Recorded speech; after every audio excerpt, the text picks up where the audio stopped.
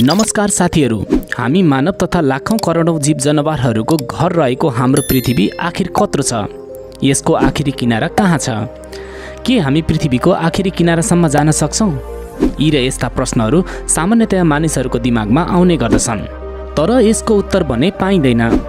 आजको भिडियोमा हामी पृथ्वीको बारेमा केही रोचक र जानकारीमूलक भिडियो सामग्री प्रस्तुत गर्दैछौँ। त्यसैले यस भिडियोलाई लाइक गरी शेयर पनि गरिदिनुहोला। तपाईको एक लाइक र एक शेयरले हामीलाई थप हौसला प्रदान गर्नेछ। साथीहो, तपाईहरुलाई आजको हाम्रो प्रश्न के तपाईलाई थाहा छ संसारको सबभन्दा धेरै जनसङ्ख्या भएको देश कुन हो? कृपया सही उत्तर हामीलाई कमेन्ट गर्नुहोला। आउनुहोस् सुरु गरौँ। त्यसो त हाम्रो पृथ्वी फुटबल वा सुन्तला आकारको छ। यसले लगातार सूर्यको परिक्रमा गरिरहेको हुन्छ। यति मात्रै होइन, पृथ्वीले सूर्यको परिक्रमा गर्नुको साथसाथै आफ्नो अक्षमा पनि लगातार घुमिरहेको हुन्छ। पृथ्वीले सूर्यलाई अण्डाकार मार्गमा परिक्रमा गर्दछ। त्यसो त हामी पृथ्वीकै सतहमा आफ्नो दिनचर्या बिताइरहेका हुन्छौँ, तर हामीलाई यो थाहा हुँदैन कि हाम्रो पृथ्वी गोलो छ भन्ने। किनभने हामीले पृथ्वीको सतहबाट हेर्दा काहीँको जमिन समतल तथा सम्म देख्छौँ त काहीँ पहाड तथा हिमालहरू देख्छौँ। त्यस्तै गरेर काहीँ खाल्डा खुल्डी देख्छौँ त काहीँ ठुला ठुला मरुभूमिहरू। यस्तै यस्तै दृश्यहरू हामीले पृथ्वीमा देख्दै आएका छौँ। त्यसैले हामीलाई यस्तो लाग्दछ कि पृथ्वी गोलो नभएर यो सम्म र सपाट छ। यस्तोमा जब कसैले हामीलाई पृथ्वी गोलो छ भन्दछ, हामीलाई यस्तो लाग्दछ कि यो फुटबल वा सन्तला आकारको गोलो नभएर यो प्लेट आकारको गोलो होला। त्यसैले कतिपय मानिसहरूलाई यस्तो लाग्दछ कि यसको अन्तिम किनारामा जाने हो भने हामी त्यहाँबाट तल खस्नेछौँ। यस्तो सोच्नु पनि स्वाभाविक हो, तर वास्तविकता भने यस्तो नभएर यो भन्दा फरक छ। किनभने हाम्रो पृथ्वी बेलना आकारको गोलो नभएर यो फुटबल आकारको गोलो छ। यति मात्रै होइन, अन्तरिक्षबाट हेर्दाखेरि हाम्रो पृथ्वी हावामा तैरिरहेको फुटबल आकारको गोलो छ। भनिन्छ हाम्रो पृथ्वीको आन्तरिक संरचना विभिन्न लेयरहरू मिलेर बनेको छ। यसमा लगभग प्याज जस्तै एकपछि अर्को लेयरहरू छन्। त्यसो त हामी मानव तथा विभिन्न जीव जनावरहरू यो फुटबल आकारको पृथ्वीको माथिल्लो सतहमा छौँ, तर हाम्रो पृथ्वीको आन्तरिक भाग भने यस्तो प्रकारको छ।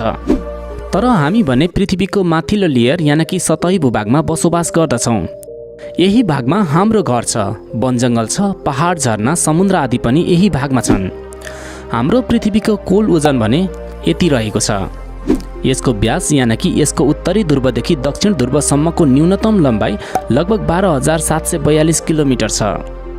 त्यसो त यदि हावामा तैरिएको एउटा फुटबलमा एउटा कमिलालाई राख्यो भने कमिला फुटबलको जुनसुकै क्षेत्रमा जान सक्छ। यो पहिलाको बिन्दुबाट घुम्दै गएर फेरि पहिलाकै बिन्दुमा पनि आइपुग्न सक्छ। जति घुमे पनि यसको अन्त्य हुँदैन, लगातार यही चक्र जारी रहन्छ। त्यस्तै प्रकारले हामी मानिस पनि पृथ्वीमा जता गए पनि यसको अन्त्य हुँदैन। यदि हामी सिधा पृथ्वीको कुनै एक ठाउँबाट लगातार हिँड्यौँ भने हामी घुम्दै जाने क्रममा पुनः पहिलाकै ठाउँमा आइपुग्छौँ। त्यसो त तपाईहरूलाई लाग्ला के पृथ्वीको तल्लो भागमा पुगेपछि हामी खस्दैनौँ? यस्तो सोच्नु पनि स्वाभाविक हो। हाम्रो पृथ्वीमा गुरुत्वाकर्षण बल छ। यसले प्रत्येक वस्तुलाई आफूतिर तानिरहेको हुन्छ। हामीले आकाशतिर कुनै वस्तुलाई फाल्यौँ भने त्यो वस्तु पुनः पृथ्वीतिर नै आउँछ। बोटमा फलेको स्याउ पनि पाकिसकेपछि जमिनमा नै झर्छ। यो सब गुरुत्वाकर्षणको कारणले भएको हो। तपाईँ आफू बसेको ठाउँबाट खुल्ला ठाउँमा गएर एकपल्ट आकाशतिर हेर्नुहोस्, तपाईँले सबै खाली पाउनुहुनेछ। यस्तोमा यदि हाम्रो पृथ्वीमा गुरुत्वाकर्षण नहुने हो भने हामी यही खाली ठाउँतिर खस्ने थियौँ, किनभने पृथ्वीको चारैतिर यस्तै प्रकारको खाली क्षेत्र छ। त्यसो भए के पृथ्वीको आखिरी किनारा छ त? यो प्रश्नको उत्तरका लागि तपाईँ यो उदाहरणलाई ध्यान दिएर हेर्नुहोस्।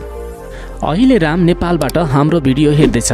रामलाई लागेछ, अब म पृथ्वीको अन्तिम बिन्दुको यात्रामा जान्छु। यो यात्रा त्यति सजिलो भने छैन, किनभने हाम्रो पृथ्वीमा सबै ठाउँमा जमिन मात्रै छैन। काहीँ हिमाल, पहाड, झरना, मरुभूमि तथा ठुला ठुला महासागरहरू पनि छन्। त्यसैले रामले यात्रा सहज र सरल बनाउनका लागि एक हवाईजहाज बुक गरेछ। अब राम हवाईजहाजमा एक सिधा लाइनमा पृथ्वीको अन्तिम बिन्दुसम्मको यात्रामा गयो। यसरी जाने क्रममा अहिले राम पृथ्वीको उत्तरी ध्रुवमा पुग्यो। फेरि अगाडि बढ्दै जाँदा अहिले राम पृथ्वीको दक्षिणी ध्रुवमा पुग्यो। पृथ्वीको अन्तिम बिन्दु खोज्ने क्रममा अझै यात्रा अगाडि बढाउँदा राम पहिलाकै स्थानमा आइपुग्यो। यो उदाहरणबाट के थाहा पाउन सकिन्छ भने अहिले तपाईँ जुन ठाउँमा हुनुहुन्छ त्यो नै पृथ्वीको आखिरी बिन्दु हो, किनभने कुनै पनि गोलाकार वस्तुको अन्तिम बिन्दु नै हुँदैन। तपाईँ एउटा सुन्तलालाई हेर्नुहोस्, त्यसको अन्तिम बिन्दु कहाँ छ? अनि एउटा स्याउलाई पनि हेर्नुहोस्, यसको अन्तिम किनारा कहाँ छ। यस्तै हाम्रो पृथ्वी पनि यस्तै हो। साथीहो, आजको भिडियोमा हामीले पृथ्वीको बारेमा जानकारीमूलक भिडियो सामग्री प्रस्तुत गर्यौँ। तपाईलाई आजको भिडियो कस्तो लाग्यो? कृपया तपाईको विचार कमेन्ट गर्नुहोला।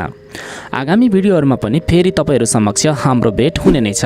त्यति बेलासम्मको लागि हामी तपाईहरू समक्ष बिदा चाहन्छौँ। हस्त नमस्ते।